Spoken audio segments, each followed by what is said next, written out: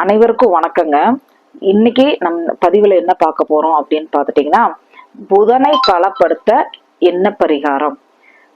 அது என்னங்க புதனை பலப்படுத்த என்ன பரிகாரம் அப்படின்னு பார்த்துட்டீங்கன்னா, புதன் பலமா இருந்தாதான் நம்ம எளிதிலுமே எதையுமே நம்ம கத்துக்க முடியும்.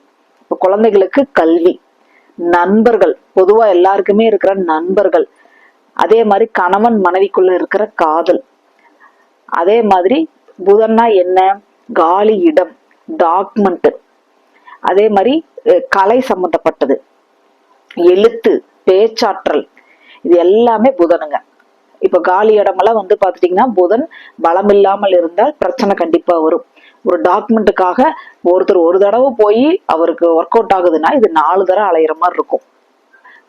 டாக்குமெண்ட் பத்திரம் மட்டும் இல்லைங்க, நம்மளோட ப்ரூஃப் எல்லாம் இருக்கு இல்லையா, Aadhaar card, PAN card, voter ID, அந்த மாதிரி ஒவ்வொரு விஷயத்துக்கும் அலையிற மாதிரி இருக்கும். இல்ல ஒரு எழுத்து மாறி இருக்கும், அந்த மாதிரி விஷயங்கள் ஏற்படும். அதுக்காக இவங்க அலையிற மாதிரி சூழ்நிலைகள் உண்டாகும். இதுக்கு நமக்கு நம்ம செலவே இல்லாத ஒரு பரிகாரம். என்ன பரிகாரம் அப்படின்னு பாத்துட்டீங்கன்னா, புதன்கிழமை வெண்டைக்காய சமைச்சு சாப்பிடலாம். அதே மாதிரி பச்சை பயிறு சாப்பிடலாம், தானமாவும் கொடுக்கலாம். பச்சை துணிய தானமா கொடுக்கலாம். அதே மாதிரி பச்சை காய்கறிகளை நீங்க சாப்பிடலாம். அப்புறம் கீரை வகைகளும் நீங்க சாப்பிடலாம்.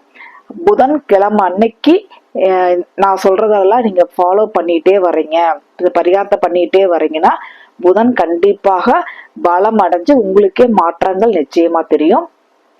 நம்ம 1000 செலவு பண்ணணும், டாக்குமெண்ட் இவ்வளவு பிரச்சனை, நண்பர்கள் மூலமா பிரச்சனை, இந்த மாதிரிலாம் இருக்குன்னா இப்ப நான் சொன்ன பரிகாரத்தை நீங்க ஃபாலோ பண்ணுங்க. செலவே இல்லாத பரிகாரம். நிச்சயம் உங்களுக்கு ஒரு புதன் பலப்படுத்தி நீங்க வெற்றி அடைவீங்க. அனைவருக்கும் நன்றி, அனைவருக்கும் வாழ்த்துக்கள்.